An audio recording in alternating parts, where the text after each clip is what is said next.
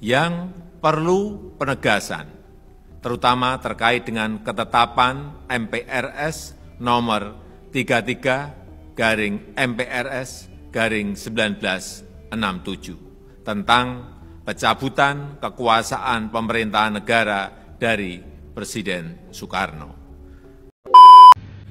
Belum. Iki lho belum.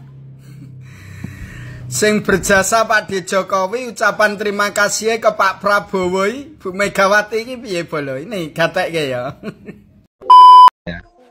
Nah, akhirnya ada yang mengungkap bahwa MK dan KPK itu bukan Megawati yang membuat. Seperti yang digembar-gemborkan kemarin saat pidato di HUT PDI Perjuangan. Orang yang berani membongkar tersebut dan tanpa takut adalah Teddy Gusnaidi. Yap, bahkan Bang Teddy sampai menyebut bahwa halusinasi Mega ketika berpidato bahwa membuat KPK dan MK.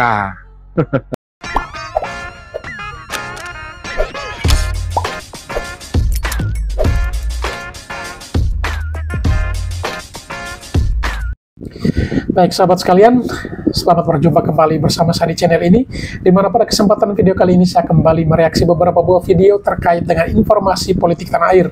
Dan kali ini datangnya dari Ketua Umum Partai PD Perjuangan Megawati Soekarno Putri. Baru-baru ini dalam acara hari ulang tahun Partai PD Perjuangan, Megawati Soekarno Putri mengungkapkan ucapan terima kasih dengan emosionalnya kepada Presiden Prabowo Subianto atas dicabutnya TAP MPRS nomor 33 tahun 67. Namun di luar dari pernyataannya terkesan agak menyinggung mantan Presiden Joko Widodo. Mengapa dikatakan demikian? Karena sesungguhnya yang mencabut TAP MPRS nomor 33 tahun 1967 adalah mantan Presiden Joko Widodo. Namun justru Megawati Soekarno Putri menyampaikan terima kasihnya bukan kepada mantan Presiden Joko Widodo, melainkan kepada Presiden Prabowo Subianto. Ini juga merupakan sebuah langkah politis sesungguhnya, sebuah diplomasi politik. Dengan cara demikian, sesungguhnya secara tidak langsung Megawati Soekarno Putri mau menyatakan kepada publik bahwa yang berjasa untuk menghapus nama baik Soekarno itu adalah Prabowo Subianto. Ini bentuk provokasi yang diberikan atau yang dibuat dengan maksud atau tujuan untuk memecah belah hubungan baik antara Prabowo Subianto dan juga Joko Widodo. Dan dalam video ini kita akan mendengarkan bersama reaksi dari para netizen dan juga beberapa pihak terkait dengan ucapan terima kasih yang justru ditujukan kepada Prabowo Subianto, bukan kepada mantan Presiden Joko Widodo. Baik, seperti apa keseruan di balik reaksi dari para netizen akan hal ini? Mari kita ikuti video-videonya. Yang perlu penegasan, terutama terkait dengan ketetapan MPRS nomor 33/MPRS/1967 tentang pencabutan kekuasaan pemerintahan negara dari Presiden Soekarno. Perlu kami tegaskan bahwa ketetapan MPR nomor 1/MPR/2003 menyatakan bahwa TAP MPRS nomor 33/MPRS/1967 sebagai kelompok ketetapan MPRS yang dinyatakan tidak berlaku lagi dan tidak perlu dilakukan tindakan hukum lebih lanjut, baik karena bersifat final, telah dicabut, maupun telah dilaksanakan. Di tahun 1986, pemerintah telah menganugerahkan pahlawan proklamator kepada Insinyur Soekarno. Dan di tahun 2012, pemerintah juga telah menganugerahkan gelar pahlawan nasional kepada almarhum Insinyur Soekarno. Artinya, Insinyur Soekarno telah dinyatakan memenuhi syarat setia dan tidak mengkhianati bangsa dan negara, yang merupakan syarat penganugerahan gelar kepahlawanan.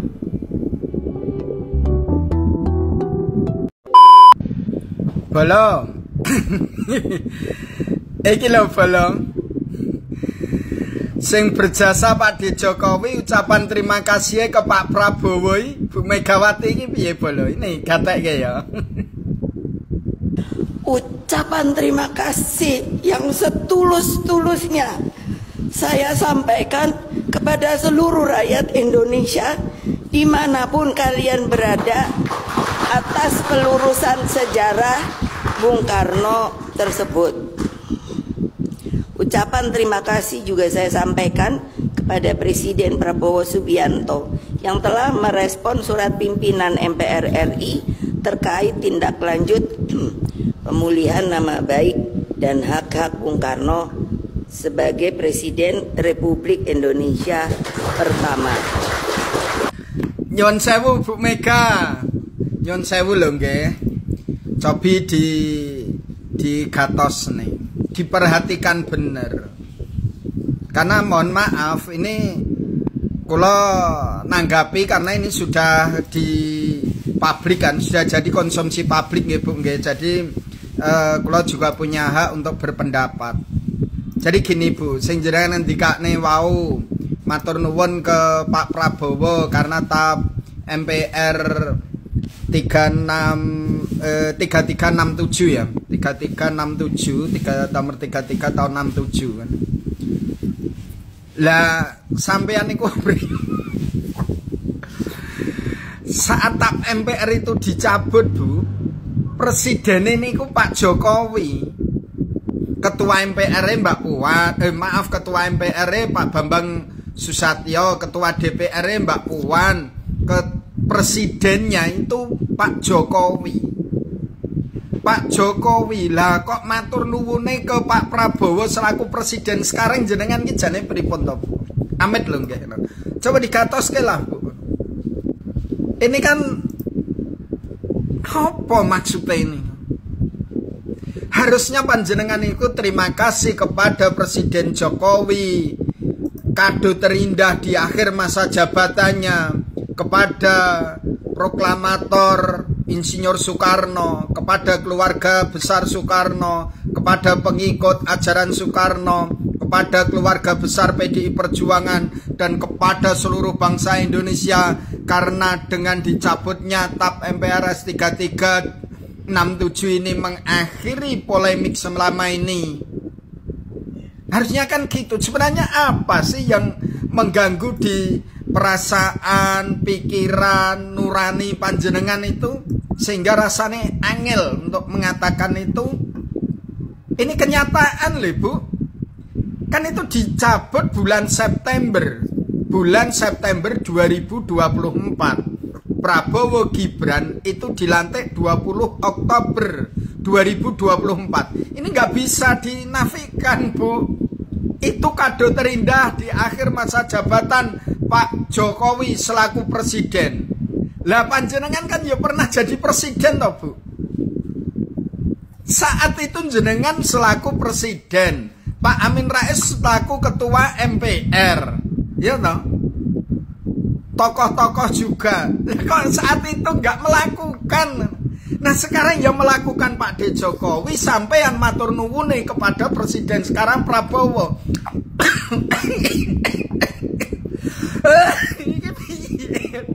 Enggak, aku lagi ini bingung ya, kayak kula ngikuti panjenengan itu. Apa? PDI Perjuangan itu loh. PDI Perjuangan itu kok iso 52 tahun loh Bu. Nek jenengan kaitkan dengan PDI dulu, PDI Suryadi kan. Lah tahun 99 itu kan peserta pemilu ada PDI dan ada PDI Perjuangan. Nah ini kan mengaburkan lagi secara kok yo betah ngono lho Bu kula iki. Kula berada pada dunia abu-abu ngono kuwi kaya betah. Mbok ya isti cetakne wae, cetha welo-welo historisnya dulu seperti ini, tapi PDI Perjuangan lahirnya tahun ini. Nah, sama dengan ini dicetok nih mawon Bu, bahwa saat itu tahun 67 terbit TAP MPRS 33. Ya ta? Nah, terus sekarang alhamdulillah di masa pemerintahan Pak Jokowi selaku presiden, di akhir periodenya memberi kado terindah, TAP MPR itu dicabut. Kita ucapkan terima kasih kepada Pak Jokowi selaku presiden loh ge. Nah, sekarang masa Pak Prabowo itu masih dijaga, matur nuwun. Kan enak anak bangsa ini dengarkan Bu. Sudahlah, jangan di Nyon sewu lho Bu, niki kula sampaikan Bu nggih, karena menyangkut historis bangsa negara ini Bu. Bukan hanya kepentingan keluarga Soekarno, bukan hanya kepentingan PDI Perjuangan, tapi ini adalah untuk bangsa dan negara ini. Perjalanan historis negara Republik Indonesia ini turunkan kepada generasi-generasi ini yang clear and clean. Oh, rasa dodok bulet-bulet kowe tok. Bu, zaman ini pun berubah Ibu, nggih.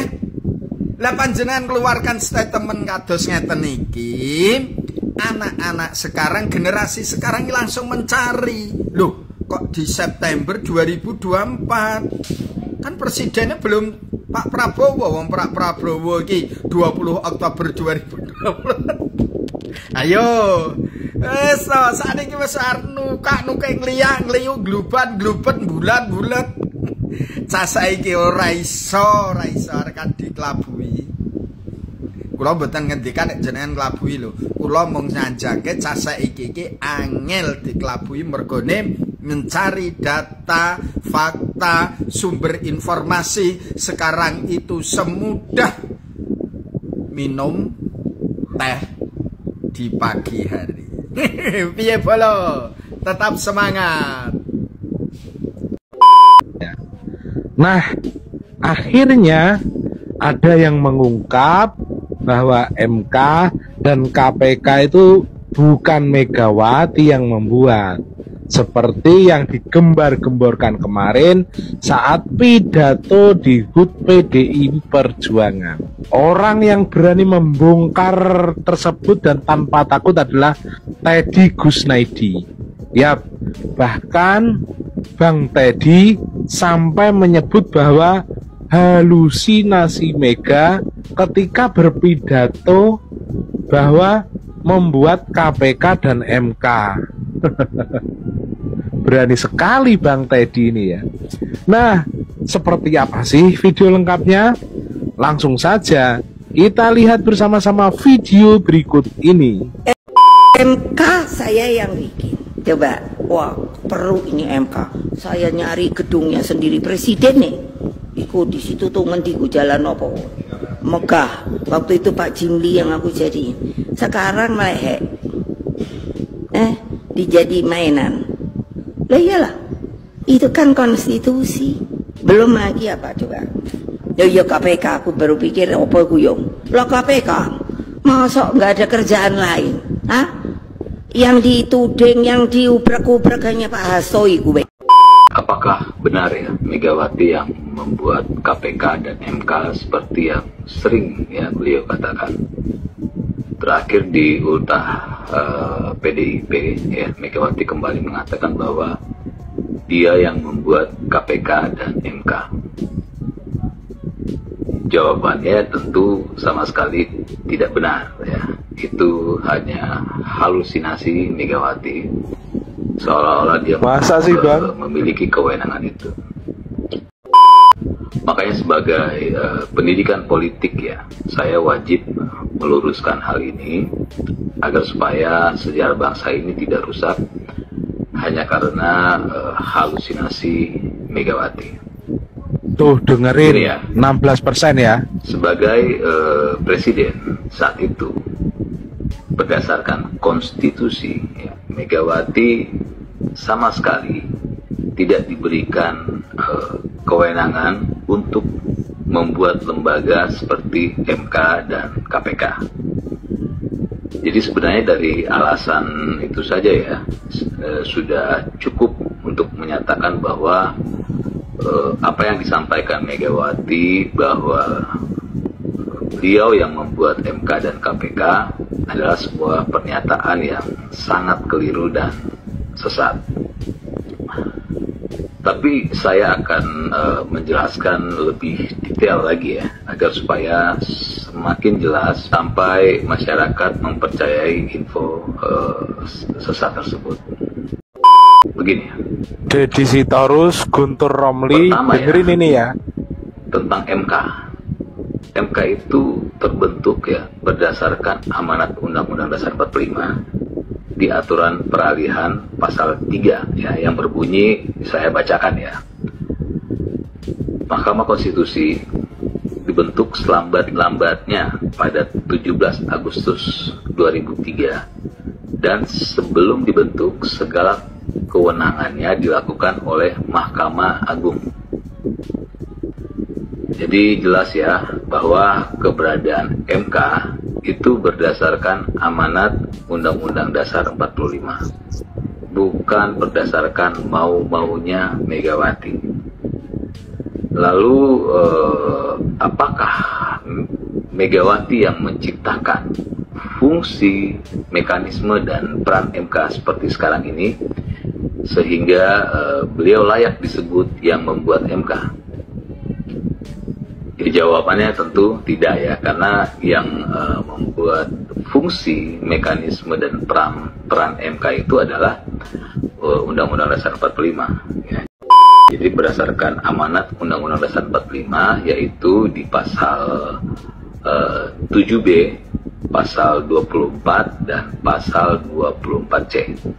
Saya lampirkan ya dalam video, jadi silakan dibaca.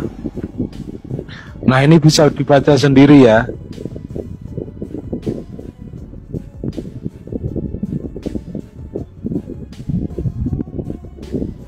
Disertakan lengkap oleh Bang Teddy.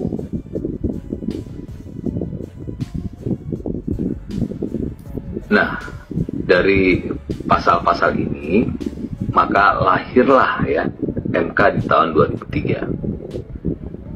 Jadi untuk urusan MK ya sudah terbantahkan semua halusinasinya Megawati. Jadi saya ulangi sekali lagi ya, MK itu harus dibuat paling lambat tanggal 17 Agustus tahun 2003. Itu berdasarkan perintah amanat Undang-Undang Dasar 45, bukan berdasarkan perintah dan amanat Megawati. Lalu fungsi, mekanisme, dan peran MK itu pun diatur di dalam Undang-Undang Dasar 45, bukan berdasarkan aturan suka-sukanya Megawati. Clear ya untuk urusan MK. Berdasarkan bukti, berdasarkan pasal dalam konstitusi, sudah dapat dipastikan bahwa Megawati sama sekali ya, tidak memiliki peran apapun untuk membuat MK. Selanjutnya, yang kedua, untuk KPK. KPK itu dibentuk berdasarkan perintah Undang-Undang 31 tahun 1999 tentang pemberantasan tindak pidana korupsi ya, tepatnya pada pasal 43 ayat 1 ya, yang berbunyi, saya bacakan ya. Dalam waktu paling lambat 2 tahun sejak undang-undang ini berlaku, dibentuk Komisi Pemberantasan Tindak Pidana Korupsi. Jadi jelas ya bahwa KPK itu lahir berdasarkan pasal 43 ayat 1 Undang-Undang 31 tahun 1999, bukan berdasarkan mau-maunya Megawati. Lalu apakah Megawati yang menciptakan tugas dan wewenang KPK?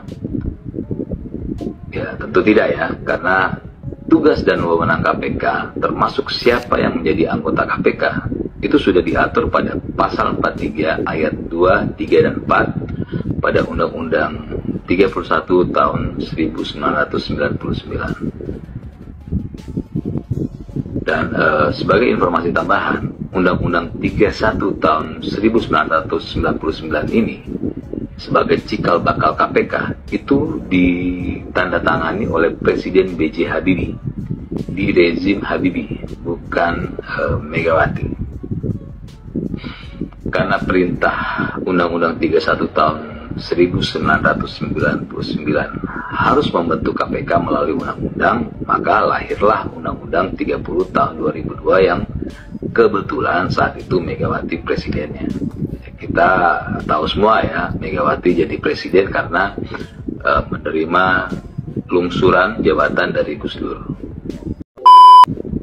Kalau pada saat itu Gus Dur tidak dilengsarkan, maka undang-undang KPK itu pun wajib ada di rezim Gus Dur.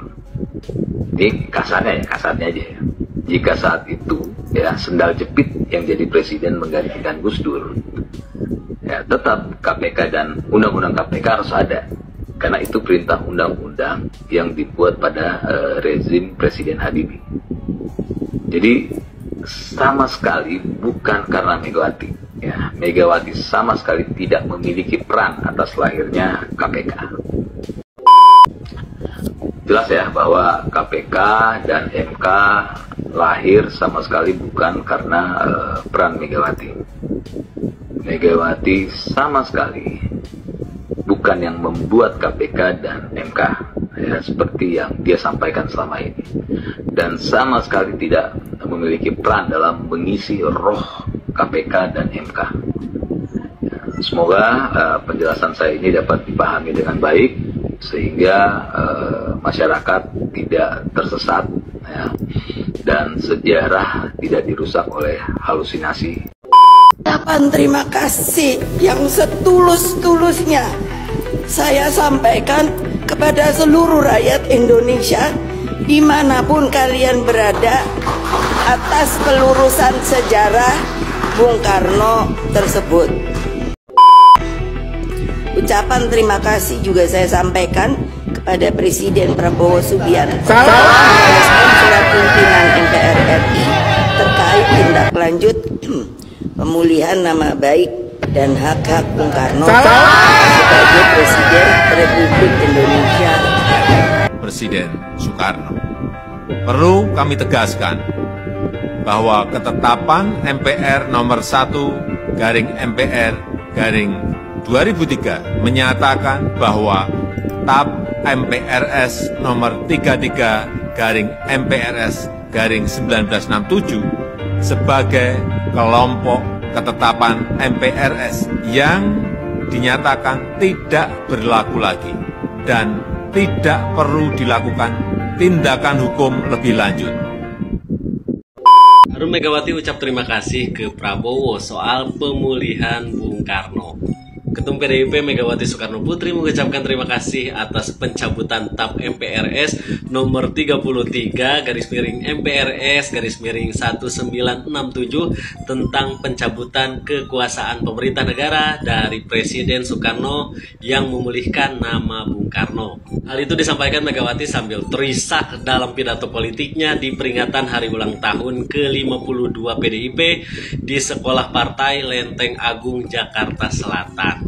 Lah kocak, kenapa Ibu Megawati hanya mengucapkan terima kasih kepada Bapak Prabowo? Kenapa Ibu tidak mengucapkan terima kasih juga kepada Pak Jokowi? Padahal sejak tahun 2022 lalu, TAP MPRS 33/1967 itu dicabut oleh Pak Jokowi. Presiden Joko Widodo menegaskan pencabutan TAP MPRS nomor 33/MPRS/1967 tentang pencabutan kekuasaan pemerintah negara dari Presiden Soekarno. Jokowi menyatakan tak perlu ada tindakan hukum lebih lanjut mengenai hal yang diatur dalam TAP MPRS itu. Dia beralasan pencabutan telah dilakukan pada 2003. Jadi kalau hanya mengucapkan terima kasih kepada Bapak Prabowo yang saat ini menjabat sebagai Presiden Republik Indonesia belum genap bulan, itu salah besar Ibu. Itu kelihatan banget kalau misalkan Ibu segitu bencinya kepada Pak Jokowi. Jadi pada tahun 2022 lalu, Ibu nggak mungkin tidak tahu bahwa Pak Jokowi sudah mencabut TAP MPRS tersebut. Wong Presiden Jokowi masih petugas partai PDI Perjuangan. Peristiwa ini akan terus diteruskan untuk masa depan generasi yang akan datang. Beraninya di belakang doang, suruh ketemu untuk apa? Mari kita benarkan status kedudukan kita ini. Apa? Loh, saya tuh hanya ingin tahu, ini memang dimainkan kan, bahwa PDI Perjuangan ini, oh, jangan deh bohongi saya, TSM tuh berjalan. Aduh, gila juga deh, masa maunya begini terus. Apakah peristiwa ini akan terus diteruskan untuk masa depan generasi yang akan datang? Kalau saya masih hidup, saya akan lawan. Tidak benar. Lah, mentang-mentang, oh kamu ini PDI ya ngono, wis ora usah. Enggak lah. Kalau gitu nyatakan dulu dong. Jangan digombang. Saya bilang tadi ngambang. Seperti bapak saya itu, kami keluarganya minta secari kertas status bapak saya ini opo. Enggak berada yang kasih. Enggak ada yang berani. Nah, saya bilang gomblong nih negara Republik Indonesia. Beraninya di belakang doang. Dalam pidato Megawati Soekarno Putri sebagai Ketua Umum PDIP pada hari ulang tahun PDIP ke-52 di rumah atau sekolah partai di Lenteng Agung, ya, ada beberapa poin penting yang dikemukakan oleh Megawati Soekarno Putri dalam kaitannya dengan Presiden Prabowo Subianto. Pertama, Megawati mengucapkan terima kasih kepada Presiden Prabowo Subianto yang juga ikut memutuskan agar nama Bung Karno itu benar-benar dibersihkan dari kasus yang terkait dengan gerakan 30 September PKI tahun 1965. Apa yang dilakukan oleh Presiden Prabowo bagi keluarga Soekarno ini adalah suatu berkah. Mengapa? Karena tentunya ini adalah pembersihan nama baik Bung Karno, dan juga tentunya keluarga Bung Karno juga tentunya merasa bahagia dan juga menjadi bersih pula dari kasus yang benar-benar meluluh lantakkan nama baik Bung Karno setelah 1965. Ya. Yang kedua, satu hal juga yang dinyatakan oleh Megawati Soekarno Putri, bahwa dia baik sebagai Ketua Umum PDIP ataupun sebagai pribadi tidak pernah bermusuhan dengan Prabowo Subianto. Ya. Kenapa demikian? Karena dia adalah calon presiden dan wakil presiden pada pemilu presiden 2009 yang lalu. Ya. Dan kemudian antara Megawati dan Prabowo Subianto juga memiliki hubungan yang sangat akrab, karena Megawati lah waktu itu menjadi presiden kelima Republik Indonesia yang kemudian meminta agar Prabowo Subianto yang pada saat itu berada di Jordania untuk kembali ke tanah air. Ya. Dan tentunya Gerindra dan PDIP adalah dua partai yang pada masa kepresidenan Susilo Bambang Yudhoyono itu adalah dua partai yang secara tegas tidak masuk ke dalam pemerintahan SBY JK ataupun SBY Budiono. Tapi kita juga tahu, ya, ketika suatu masa itu menjadi teman seperjalanan atau dua partai yang menyatu di dalam oposisi atau yang tidak berada di pemerintahan, pada pemilu 2014 dan juga 2019, Prabowo Subianto itu kemudian menjadi kontender di dalam pemilu presiden 2014 dan 2019 itu melawan Joko Widodo yang pada saat itu berdampingan dengan Yusuf Kala, dan kemudian juga berdampingan pada 2019 dengan Kiai Haji Ma'ruf Amin. Dan kita juga tahu, ya, apapun yang terjadi antara situasi politik di Indonesia pasca 2019 itu ya. Apalagi ketika misalnya Prabowo menjadi calon presiden yang diajukan oleh partainya, kemudian berdampingan dengan Gibran Rakabuming Raka yang tadinya adalah kader PDIP, itu tentunya keributan politik terjadi, tapi bukan antara Megawati dengan Prabowo Subianto, melainkan antara Megawati dengan Joko Widodo atau Jokowi. Dan hubungan antara Megawati dan Jokowi sampai detik ini itu masih boleh dikatakan tidak baik-baik saja. Nah, apa juga poin penting yang diucapkan oleh Megawati pada pidato hari ulang tahun PDIP tersebut ya, bahwa PDIP itu bukanlah partai yang beroposisi terhadap pemerintahan Presiden Prabowo Subianto, melainkan dia adalah mitra strategis dari pemerintahan Prabowo Subianto agar apa yang ingin dicapai oleh pemerintahan Prabowo Subianto, agar rakyat juga semakin sejahtera dan sebagainya, ini bisa tercapai pada 2029 dan mendatang ya. Di sini Megawati ingin menegaskan bahwa yang namanya PDIP, karena dalam sistem presidensial itu tidak mengenal oposisi, makanya dia katakan bahwa PDIP adalah mitra strategis pemerintah, walaupun tetap menjadi partai yang sangat kritis terhadap pemerintah apabila kebijakan-kebijakannya itu bertentangan dengan kepentingan rakyat banyak. Ini yang buat saya cukup menarik dan harus para pemirsa juga tahu ya, bahwa kalau dikatakan PDIP mendukung atau menjadi mitra strategis dari pemerintah, bukan berarti bahwa PDIP akan masuk menjadi bagian dari pemerintahan Prabowo Subianto. Mengapa? Karena PDIP tentunya masih memegang teguh suatu faksun politik ya, bahwa kalau misalnya partainya atau calon presiden dan wakil presiden dari partainya itu kalah di dalam pilpres, itu lebih baik partai maupun orang-orang partai itu berada di luar pemerintahan. Mengapa?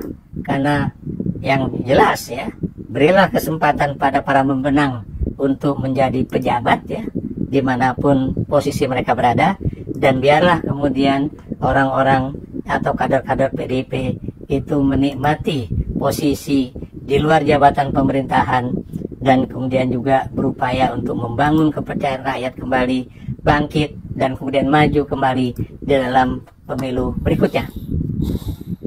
Apa yang ingin saya katakan di sini, bukan mustahil, lagi-lagi bukan mustahil bahwa antara PDIP dan Gerindra atau antara Prabowo Subianto dan Megawati Soekarno Putri pada pemilu presiden 2029 mendatang itu akan terjadi suatu perbincangan politik ya. Apakah kemudian menyatukan kekuatan untuk menentukan siapa yang akan menjadi calon presiden dan juga wakil presidennya akan didukung oleh dua partai besar di Republik Indonesia ini ya. Dan kemudian akan juga ditentukan kira-kira langkah itu akan dijalankan seperti apa, dan kemudian juga siapa yang akan didukung, dan tentunya juga bagaimana strateginya untuk bisa memenangi pemilu 2029 mendatang ya.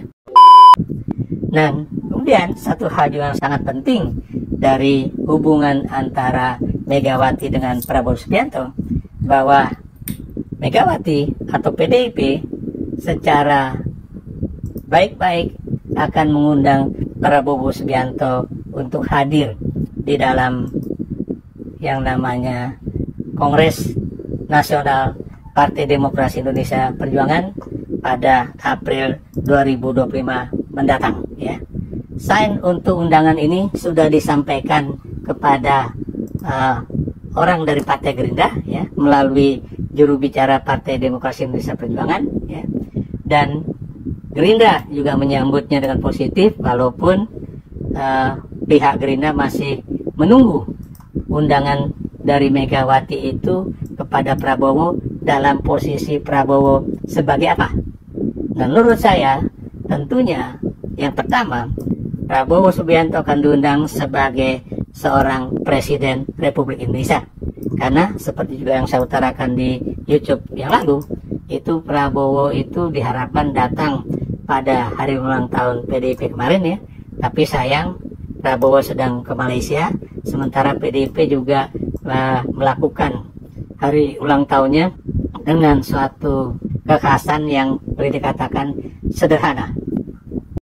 Dan Kongres PDIP April 25 ini tentunya adalah saat yang tepat mengundang Prabowo, apakah sebagai presiden saja atau juga dalam posisinya sebagai Presiden Republik Indonesia dan juga Ketua Umum Partai Gerindra.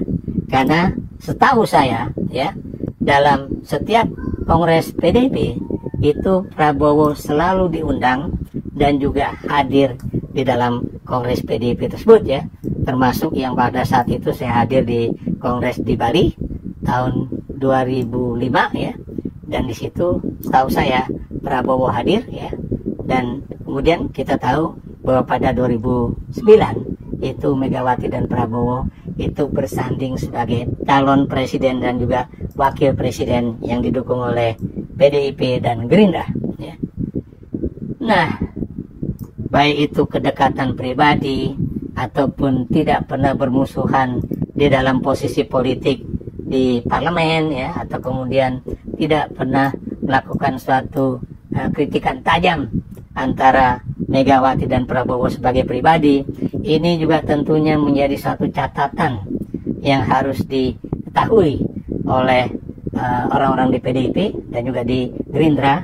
Dan karena itu jangan heran kalau dalam pilkada 2024 kemarin, walaupun pada tingkatan pemilu gubernur itu kadangkala yang namanya PDIP itu berhadapan dengan Gerindra, seperti dalam kasus pilkada apakah itu pilkada Banten atau pilkada Jawa Tengah atau pilkada DKI Jakarta atau pilkada Sumatera Utara dan juga Bali.